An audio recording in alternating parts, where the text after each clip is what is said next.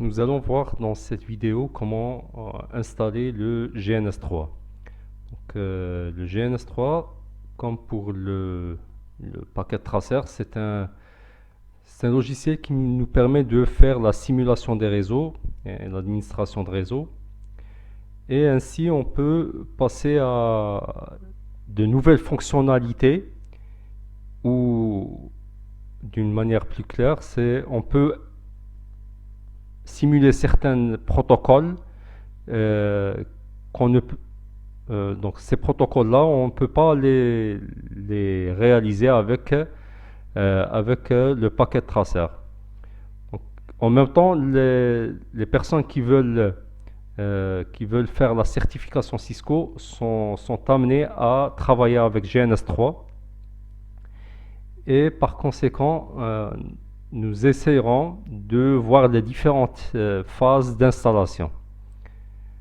Donc pour l'installation du GNS3, vous avez besoin évidemment du programme d'installation. Donc en ce qui me concerne, j'ai plusieurs versions ici du GNS. Donc vous pouvez voir que je commence à partir de la version 0.8 jusqu'à la version 2.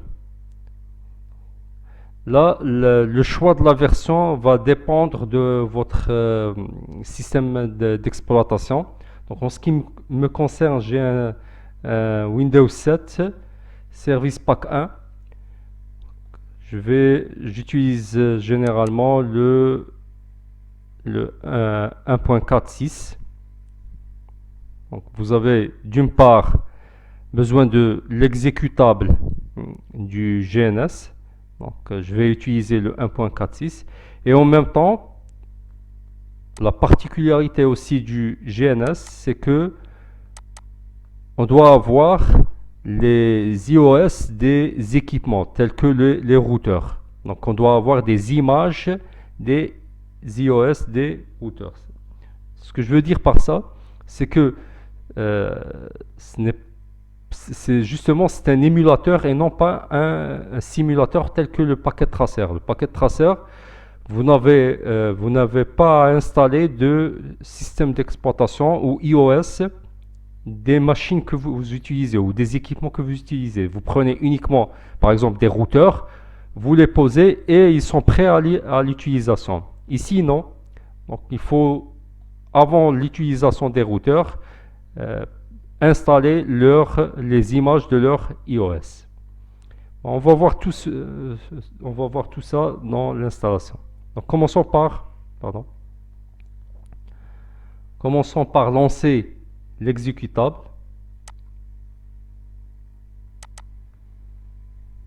Voilà. Donc vous avez à suivre les étapes d'installation. Bon, il faut accepter la licence.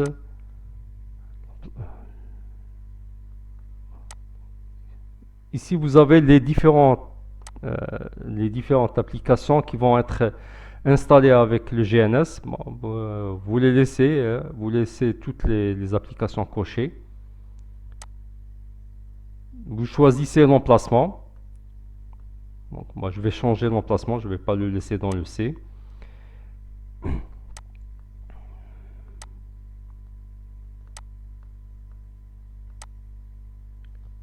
Mais vous pouvez le laisser à l'emplacement par défaut, hein.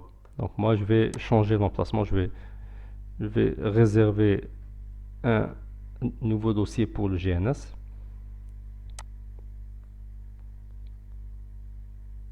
Pardon. Donc,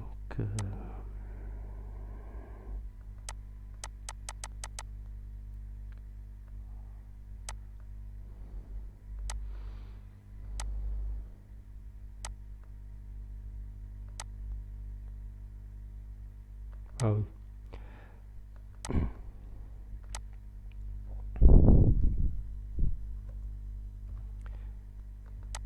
Okay. Et on lance l'installation. Donc là, la première application à installer avec le GNS, c'est le WinPCAP. Même s'il existe déjà, parce que le WinPK, il faut savoir qu'il n'est pas utilisé uniquement pour le GNS.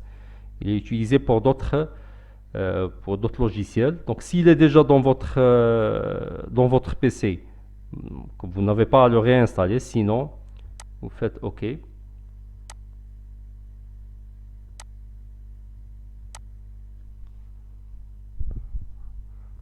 Et on continue avec la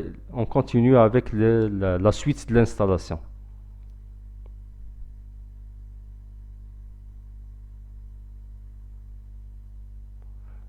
La seconde application, c'est Wireshark. Bon, ce qui me concerne, cette application bloque, donc je vais mettre annuler. Mais vous devez installer toutes les applications. Donc ensuite vous avez le SolarWinds.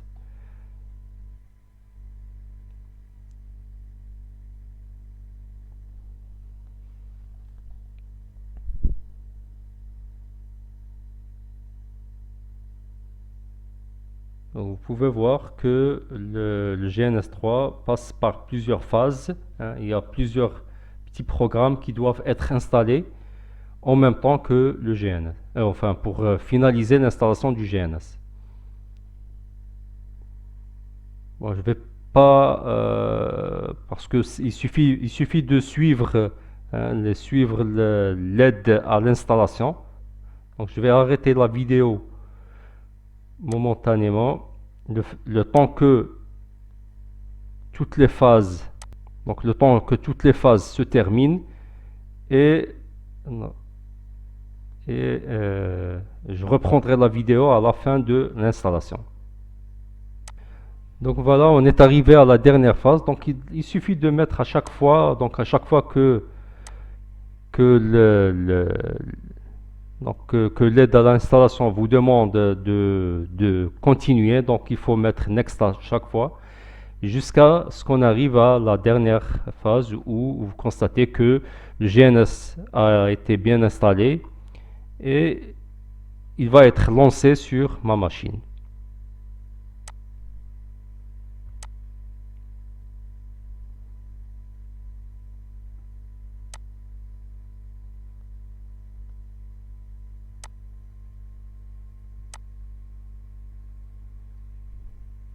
Voilà, c'est par rapport au serveur, hein. Donc si on utilise sur un serveur, donc il suffit de mettre d'annuler.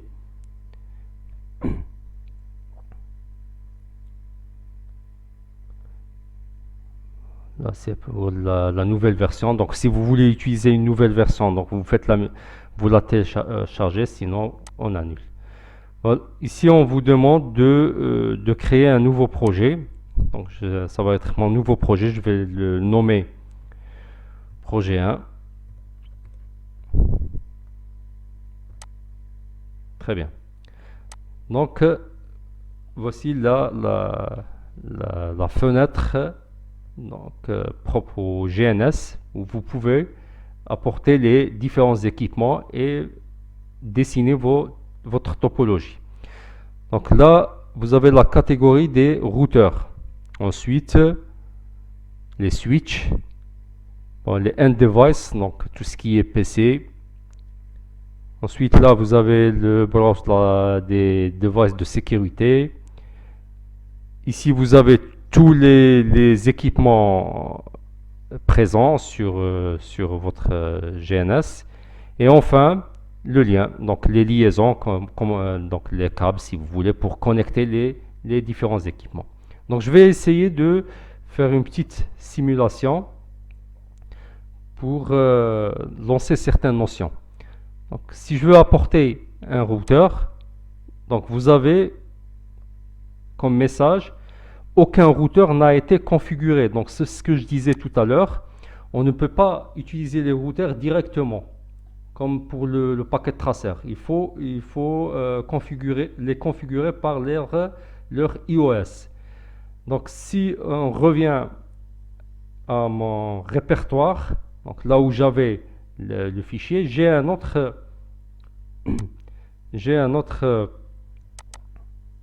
voilà. Donc j'ai un autre répertoire où il y a les différentes images. Donc vous avez ici pour le routeur 7200, voici l'image de son iOS. Hein, voici l'image de son iOS, aussi le 3640, le 2600. Donc tout ça, c'est des images des iOS. Hein. Donc il faut les installer en même temps c'est-à-dire avant de l'utilisation d'un routeur, il faut installer son image, l'image de son iOS. Donc je reviens au GNS. On va à Edit.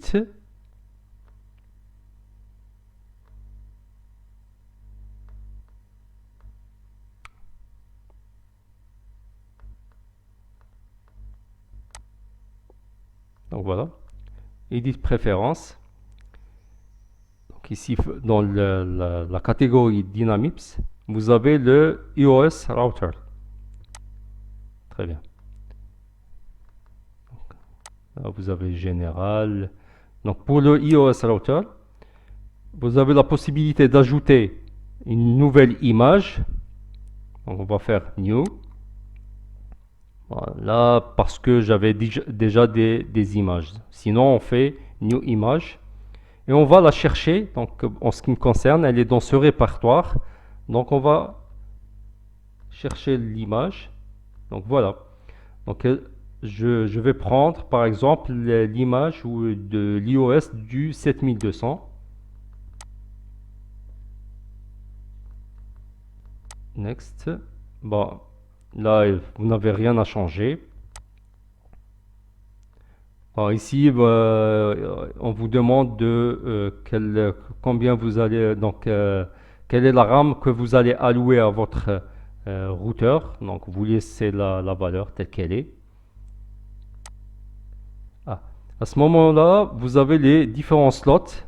Donc, les différents slots où vont s'intégrer les ports du routeur, donc les cartes du routeur. Donc, il faut configurer les différentes cartes. Donc là, vous avez la face Ethernet. Vous pouvez ajouter d'autres faces Ethernet.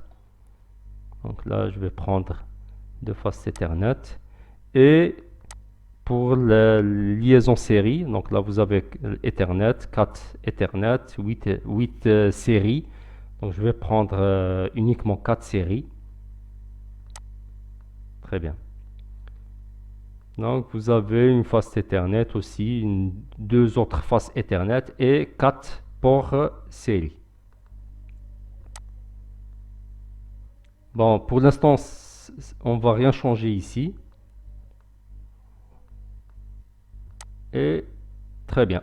Donc vous avez configuré un routeur C7200 avec les différentes caractéristiques. Donc la RAM, les ports série qui existent et c'est ça, les ports série et les ports face Ethernet. Et vous appuyez sur Apply. OK. Donc si on revient maintenant à la catégorie des routeurs, donc on constate que on peut ajouter, hein, donc vous constatez que le routeur a été ajouté à catégorie, donc vous pouvez maintenant l'utiliser, il suffit de le balancer dans la fenêtre. Donc on peut ajouter un premier routeur, un second routeur. Si vous voulez ajouter les end device, donc vous pouvez maintenant prendre un virtuel PC, donc un premier virtuel PC, un second virtuel PC. Pour ce qui est des switches, donc on prend par exemple un Ethernet switch. Voilà. Très bien. Bon, je peux prendre aussi un autre virtuel PC. Et pour faire la liaison, donc on va ici, hein, Add Link, et on va relier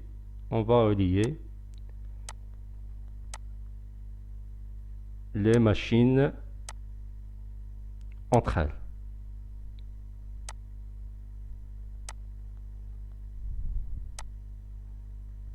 Donc les ports non utilisés paraissent en rouge. Donc là, vous pouvez prendre ce que je disais tout à l'heure. Vous avez 3 faces Ethernet et 4 sériels. Je vais relier les deux routeurs par des ports série. Donc les ports non utilisés paraissent, hein, donc le sériel il a été déjà utilisé, il est en vert. Sinon, les ports non utilisés paraissent en rouge. Très bien.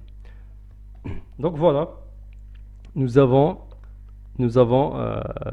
connecté les différentes machines.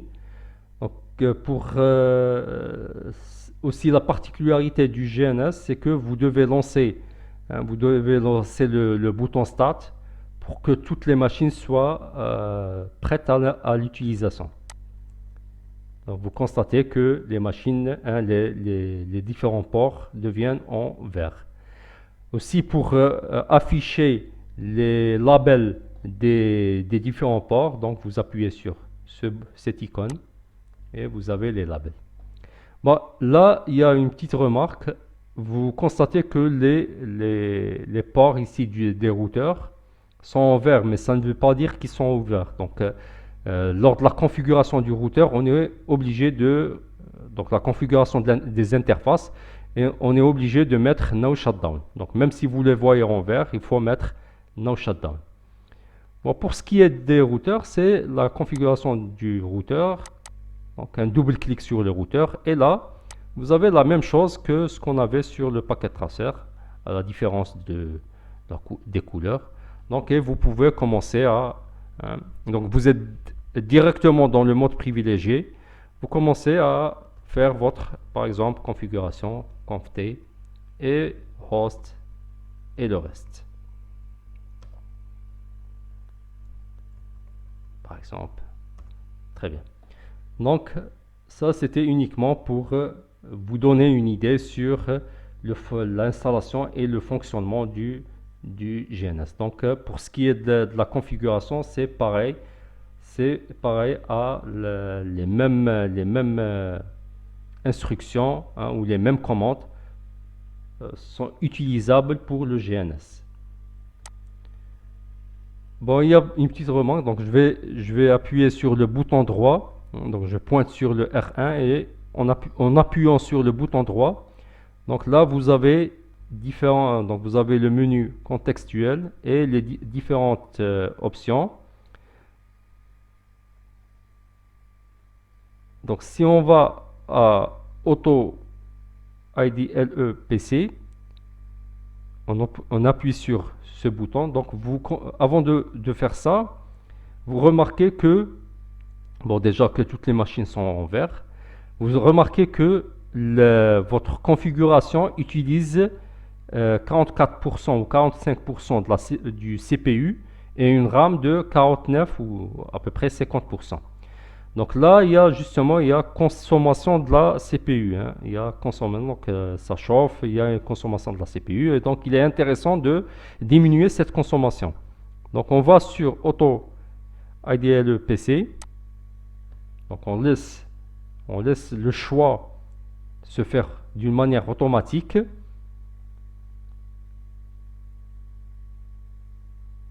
Bon, il faut patienter un moment.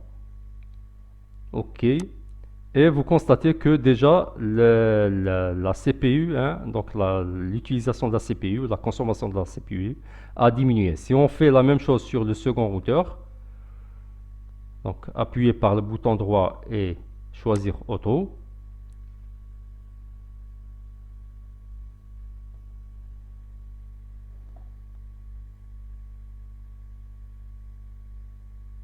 Il faut patienter le temps que le calcul se fait, c'est-à-dire la meilleure valeur qui va vous permettre. OK. Donc vous constatez qu'on est descendu jusqu'à 24% de la consommation de la CPU. Donc voilà les différentes étapes d'installation et une première, si vous voulez, un premier aperçu sur l'utilisation du GNS.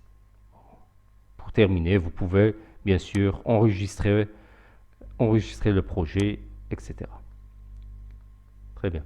Donc, il y a un dernier point. Donc, si vous voulez fermer la fenêtre, donc vous allez avoir comme message, il faut arrêter les machines. Donc là, hein, donc vous aviez au départ un bouton de start et un bouton d'arrêt.